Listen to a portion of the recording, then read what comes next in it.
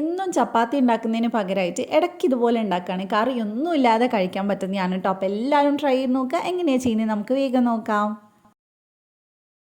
അപ്പോൾ ഇതുണ്ടാക്കാനായിട്ട് ഞാനിവിടെ 1 കപ്പ് ഗോതമ്പ് പൊടിയാണ് കേട്ടോ എടുത്തിട്ടുള്ളത്. ഏകദേശം 1 കപ്പ് ഗോതമ്പ് പൊടിയിൽ നമ്മൾ ചെയ്യുമ്പോൾ 4 എണ്ണമൊക്കെ അത്യാവശ്യം നല്ല വലിപ്പമുള്ളതാണ് കേട്ടോ. 4 എണ്ണമൊക്കെ ചെയ്തെടുക്കുക. അപ്പോൾ ആവശ്യത്തിനുള്ള ഉപ്പ് ചേർത്തിട്ട് നന്നായിട്ട് ഇതൊന്ന് മിക്സ് ചെയ്തെടുക്കുക. ഇനി നമുക്ക് ഇതിനകത്തോട്ട് സാധാരണ പോലെ തന്നെ വെള്ളം ഒഴിച്ചിട്ട് ചപ്പാത്തിക്ക് കുഴയ്ക്കുന്ന പോലെ നല്ല സോഫ്റ്റായിട്ട് നമ്മൾ കുഴച്ചെടുക്കുക ചെയ്യുന്നത്. അപ്പോൾ കുറച്ചായിട്ട് നമുക്ക് വെള്ളം ഒഴിച്ച് കൊടുക്കുക. നല്ല ഫ്ലേവർ ഉള്ള ഒരു റെസിപ്പിയാണ് കേട്ടോ. എന്ന് വെച്ചാൽ ചപ്പാത്തിനേക്കാളും കുറച്ചും കൂടെ നല്ലതായിരിക്കും കഴിക്കാൻ. കറിയൊന്നും ഇല്ലെങ്കിലും കുട്ടികൾക്ക് കൊടുത്താലും ഇഷ്ടമാവും കഴിക്കാൻ.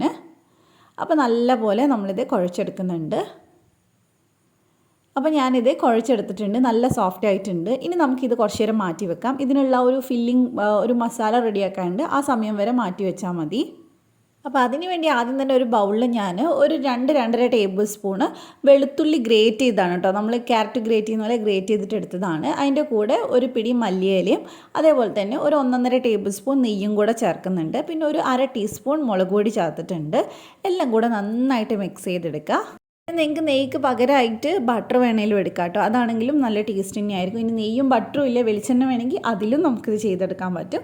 അപ്പോൾ ഇത് മാറ്റി വെക്കാം. ഇനി ഞാനിവിടെ കുഴച്ച് വെച്ചത് എടുത്തിട്ട് ഒന്ന് 3-4 പീസാക്കുന്നുണ്ട്. ഞാനിതിൽ 3 പീസാണ് കാണിക്കുന്നത് കേട്ടോ. പക്ഷേ ഞാൻ 4 എണ്ണം ചെയ്യുന്നുണ്ട്.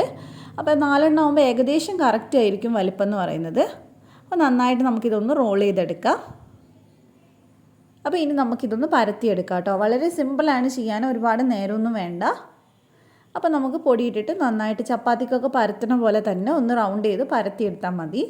അപ്പോൾ ഇന്ന് നമ്മൾ ഇതിൽ കാണിക്കുന്നത് ഒരു സ്പെഷ്യലായിട്ടുള്ള ഒരു ഗാർലിക് പറാത്ത എന്ന് വേണമെങ്കിൽ പറയാം. ഒരു നോർത്ത് ഇന്ത്യൻ ഡിഷാണ് കേട്ടോ.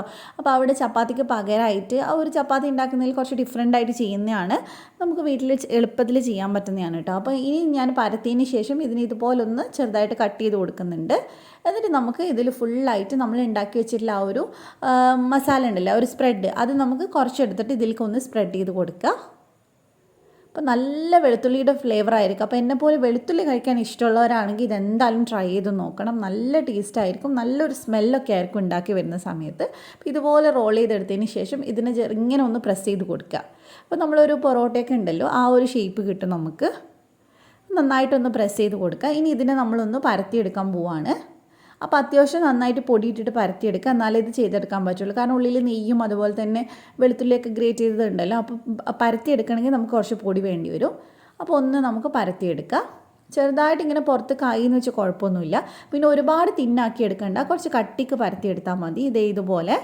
ഇനി നമുക്ക് ഒരു പാൻ ചൂടാക്കിയിട്ട് അതിനകത്തോട്ട് ഇതിട്ട് കൊടുക്കുക. ഒരു സൈഡ് റെഡിയായി വരുമ്പോൾ നമുക്ക് മറിച്ചിട്ട് കൊടുക്കുക. ഇതിൽ നിങ്ങൾക്ക് ഇനി വേണമെങ്കിൽ നെയ്യ് എന്തെങ്കിലും സ്പ്രെഡ് ചെയ്ത് കൊടുക്കണമെങ്കിൽ ആക്കുക. ഇനി നെയ്യ് വേണ്ടെങ്കിൽ അങ്ങനെ വേണമെങ്കിലും നമുക്ക് ചുമ്മാ ചുട്ടെടുക്കാനും നല്ലതാണ്. അപ്പോൾ ഞാൻ കുറച്ചൊന്ന് നെയ്യാക്കി കൊടുക്കുന്നുണ്ട്. നല്ലൊരു നെയ്യിൻ്റെ ഫ്ലേവർ ഉണ്ടാവും.